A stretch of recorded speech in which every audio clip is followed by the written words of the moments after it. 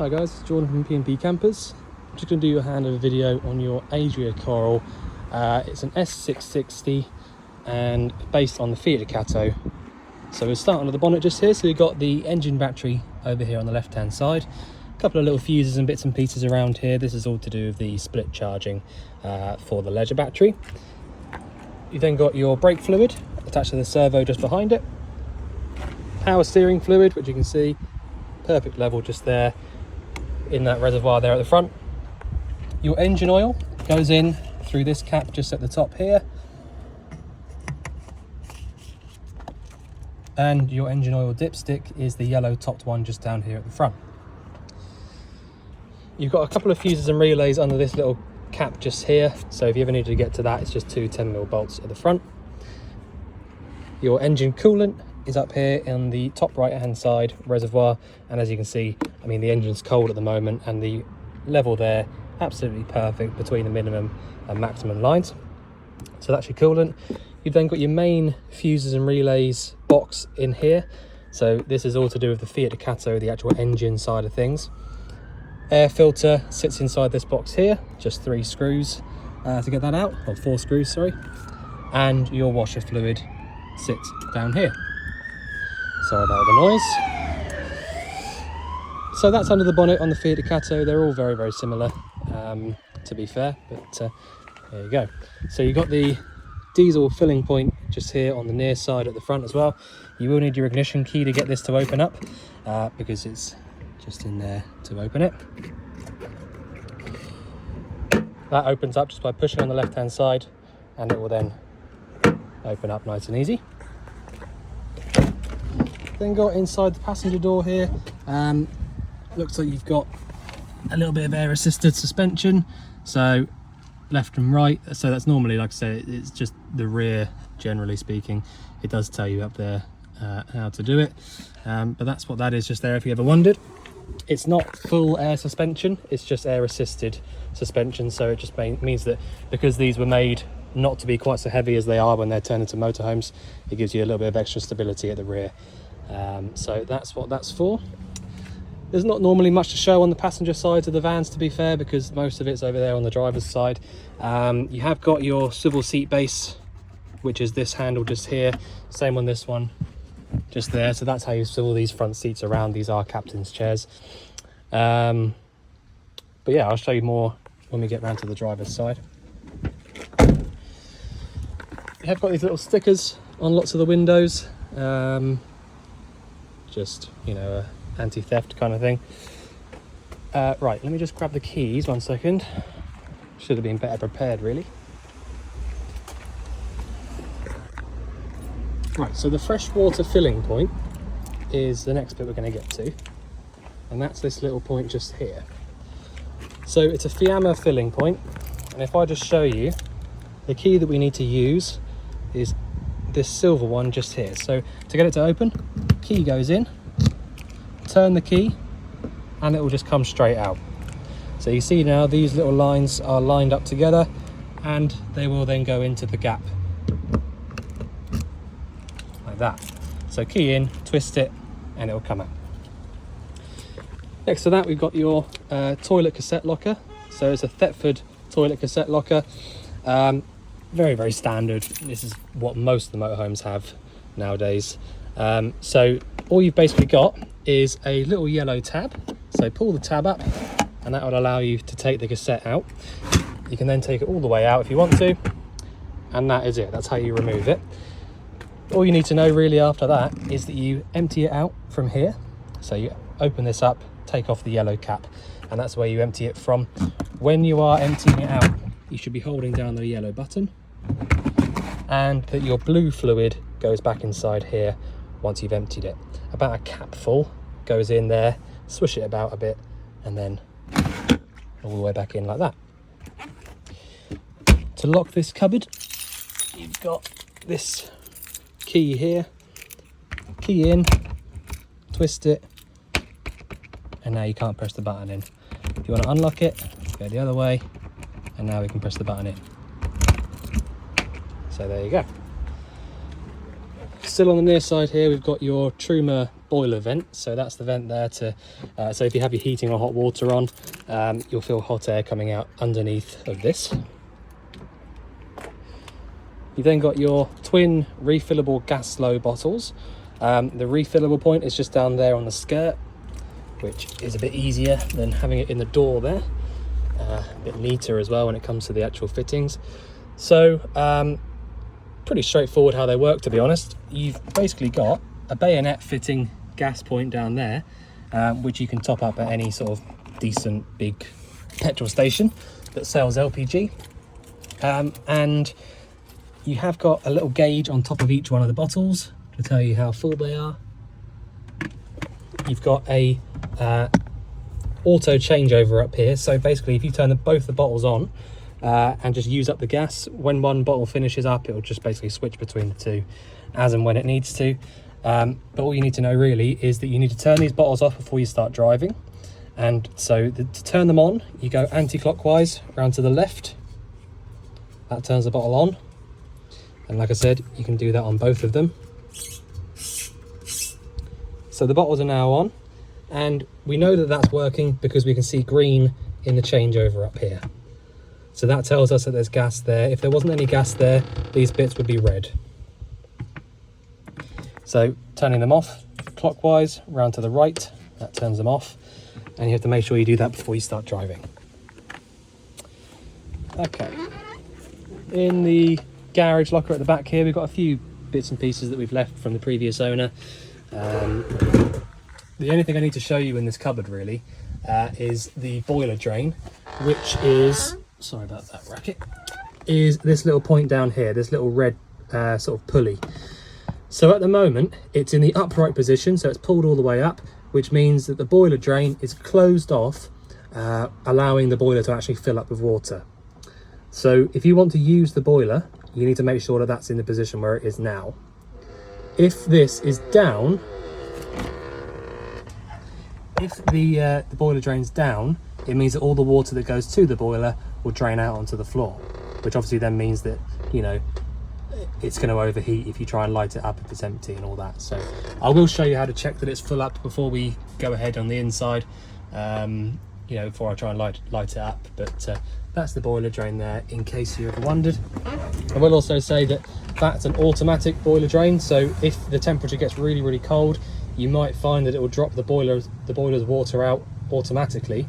So bear that in mind. So if you start trying to put the pump on and you hear water coming out outside, you probably have to come into the locker here and pull the drain up.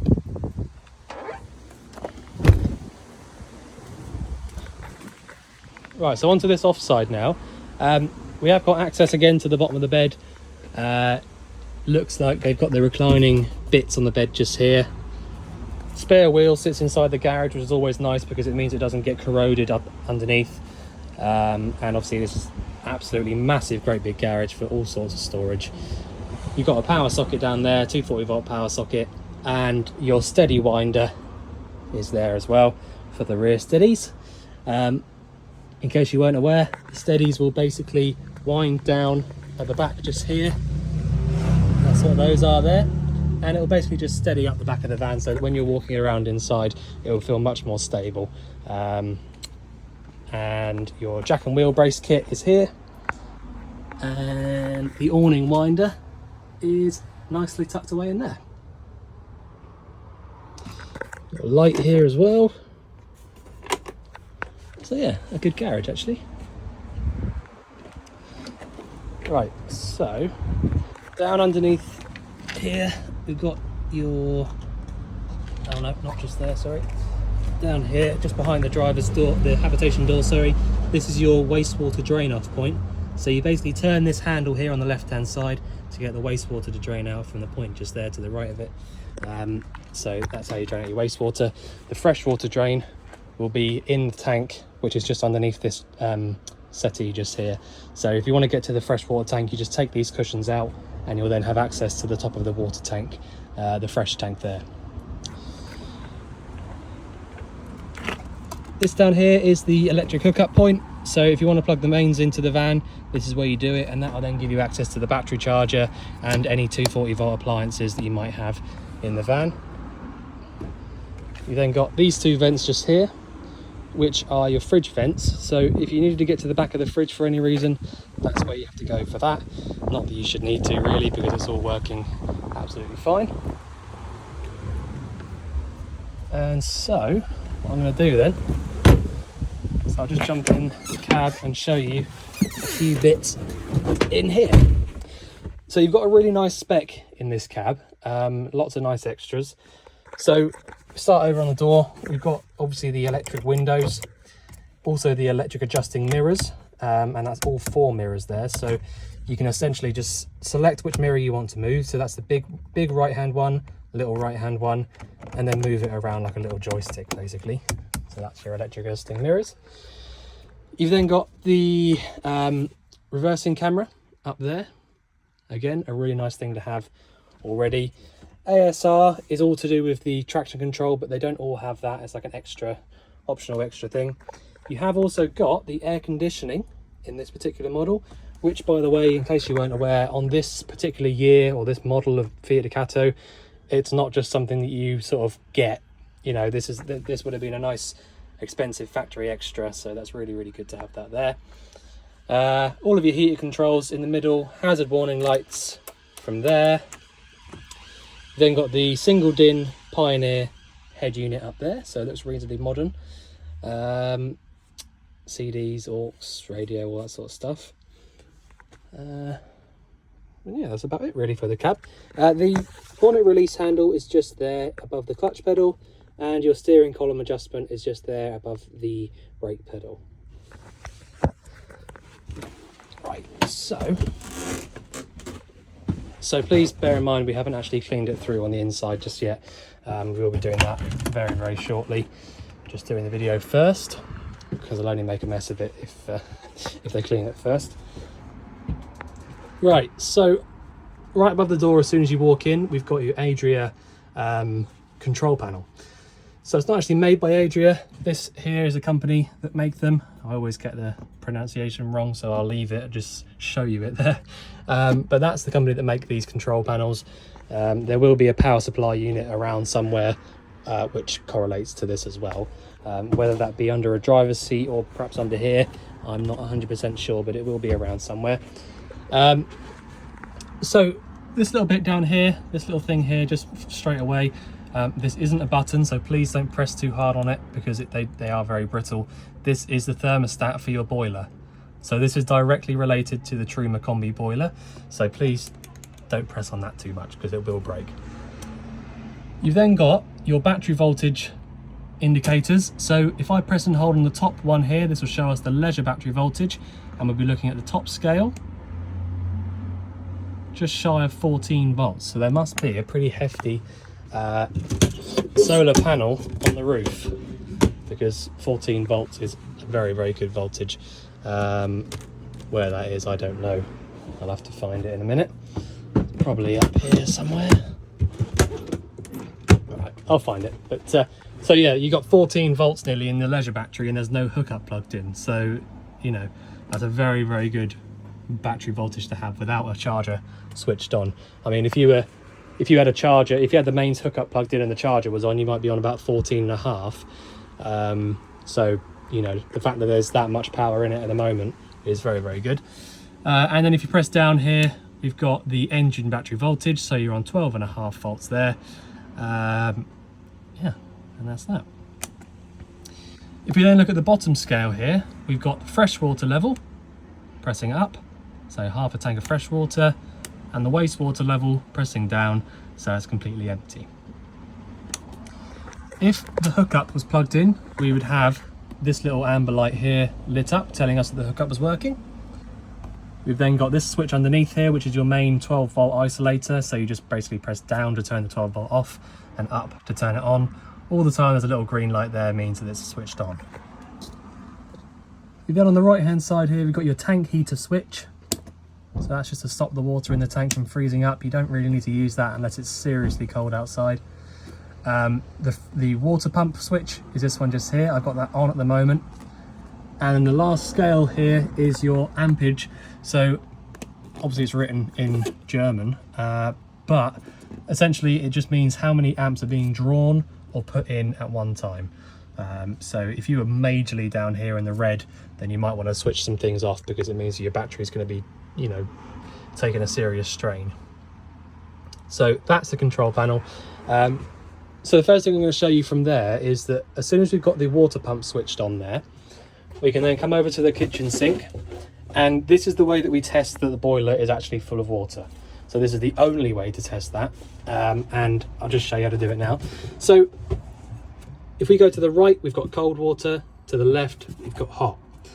And so the only way to basically check that the system's full of water is to first of all lift the tap up on the cold. So absolutely smooth, nice water coming through there. It's not coughing at me, not splattering everywhere. So we've got no air in the system on the cold side, so that's perfect. We then go over to the left for the hot, lift that up. Also, no air at all, that's absolutely perfect. And when I turn the tap off just there, the pump turns itself off as well.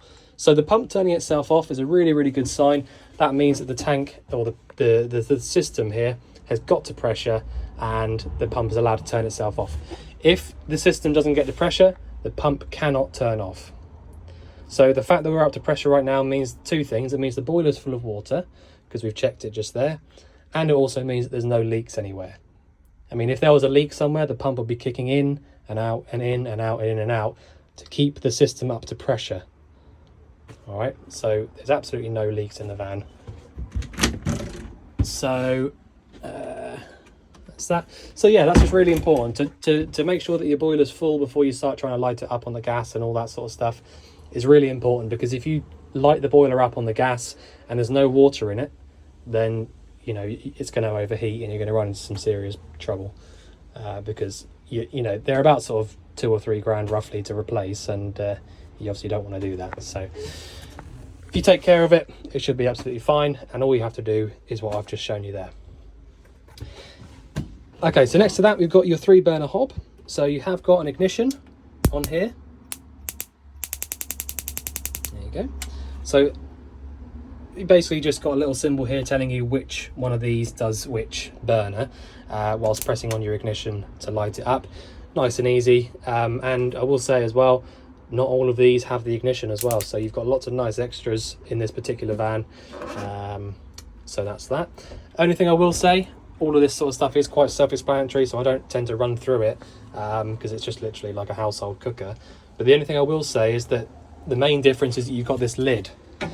Now it does say don't close the lid down on the flames, and that might be completely obvious, but what I also will say is that even if you've just, if you've just been cooking on one of these and you've literally just turned it off and you put the lid straight down, even though it's off, it's still going to be chucking out a lot of heat, and I can pretty much guarantee that this glass will shatter. So just please leave these to cool right down before you put the lids down, because it's a real mess when they shatter. It's not the end of the world. We can replace the lids, but you obviously don't want it to happen, so bear that in mind as well. Below that we've got this 3-way fridge. Now this is a Dometic 3-way fridge, and there will be in the fridge itself a little sticker which of course has been rubbed completely out over the years. It's not a problem, you can just about see the product number on there, so it's not anything to worry about there. But if you ever needed to get any parts for this fridge, you would need to have a look at that sticker there and find out the product number there, so that you can tell exactly what type of fridge it is. Anyway, so it's a Dometic 3-way fridge. So at the moment, well, easiest way to explain it is that we've got 3 different ways to use the fridge. So we've got gas, 230 volt and 12 volt. So the gas is the only way I can use this fridge at the moment, because I haven't got the hookup cable in, which is the middle one here, the 240 volt, and I haven't got the engine running, which is how we can use this 12 volt one. I do have the gas on, so I've selected gas. So essentially, if we were starting from scratch right now and we hadn't had the fridge on and it was not, not cold in the fridge and all that, think about it. You just think, right, what have I got? I haven't got the, like I said, like I've just said there, I haven't got the engine on, I haven't got a hookup plugged in, but I do have the gas on, so select gas. it will light itself up like it has done just there, and then all you have to do from there is select your temperature over here. So essentially just let it cool right down. If it starts to get too cold, just turn it down a little bit. It's, you know, it's pretty straightforward stuff. If you did have the hookup plugged in, I would recommend selecting 230 volt, because that's, you know, the power's already there, so in my opinion you just might as well. And if you've got the engine running, the only way to use the fridge is the 12 volt. So even though that's lit up green at the moment, after a little while it will light up red and it will stop working. Okay, so basically the only way to use that fridge on 12 volt is if the engine's running. And if I just explain why that is. So essentially what you've got under the bonnet, you've got a split charger or a split relay. And what that does is it splits the power that comes from the alternator away from the engine battery, well, not away from it, but takes it, you know, splits it in half and sends some of it back to the leisure battery and some of it back to the fridge as well.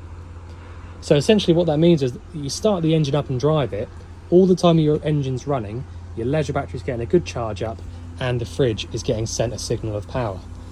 So that means that all you have to do to keep the fridge cold whilst you're driving is select 12 volt. Now the only thing I will say about that, which I say about all the fridges and all the videos, is that the 12 volt switch there isn't really powerful enough to get the fridge cold by itself. So don't expect to be able to switch it down to 12 volt, drive for half an hour and then, you know, the fridge be cold, because it won't be.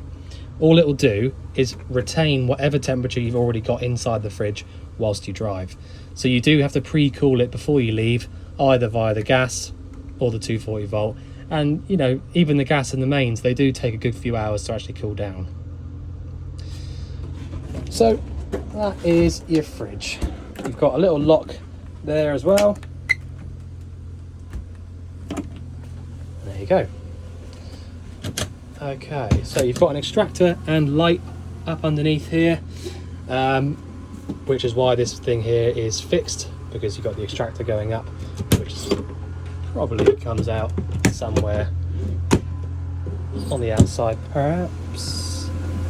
Yeah, just there. Okay, so as I said, you've got access to the top of the water tank just here underneath this seat cushion.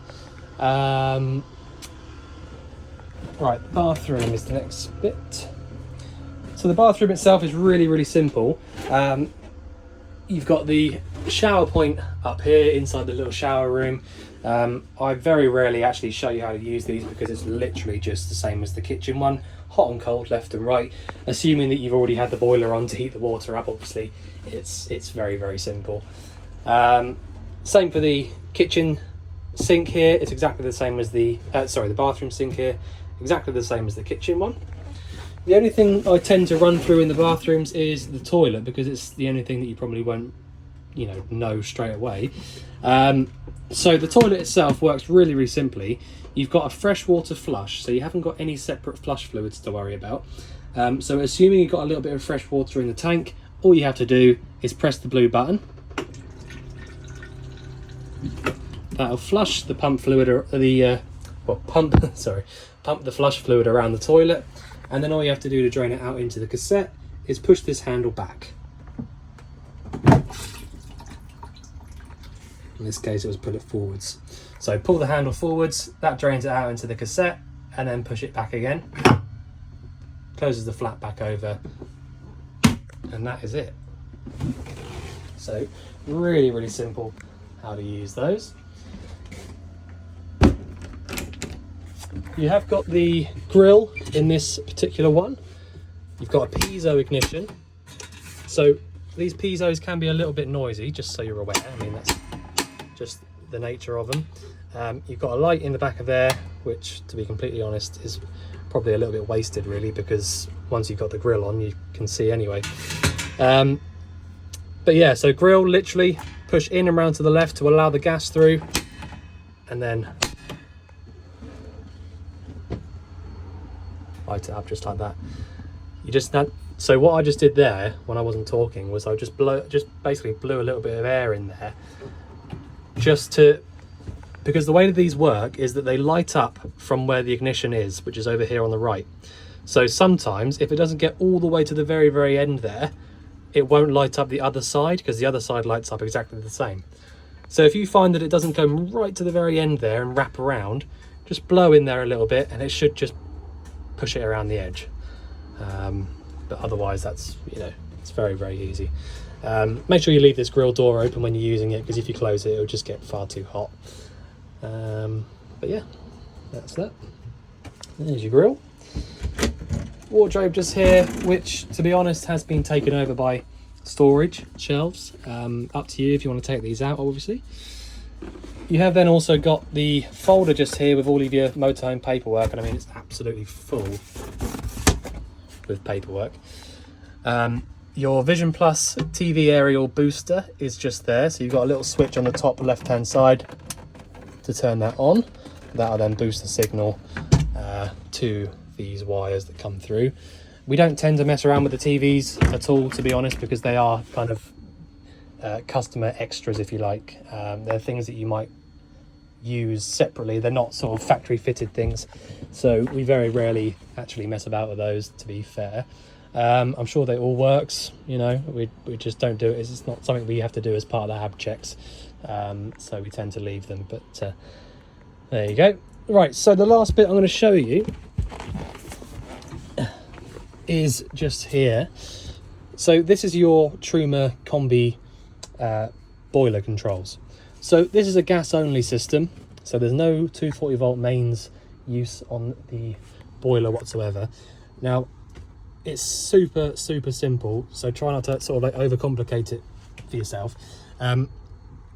What you've essentially got is you've got a dial in the middle which tells the boiler sort of, you know, how much of a rush are you in for whatever you're telling it to do. So if you're in a real rush for some hot water, you might turn it up to 10 and then do what I'm going to show you next. If you're not in so much of a rush, just leave it roughly in the middle. You know, but I think it's mainly to do with the heating, to be fair. You know, if you want the heating to come on really fast, then just turn it up. But yeah, there you go. Right, so if you want hot water only, you want to go up 1 or up 2, and basically going up 1 is 40 degrees of hot water and going up 2 is 60.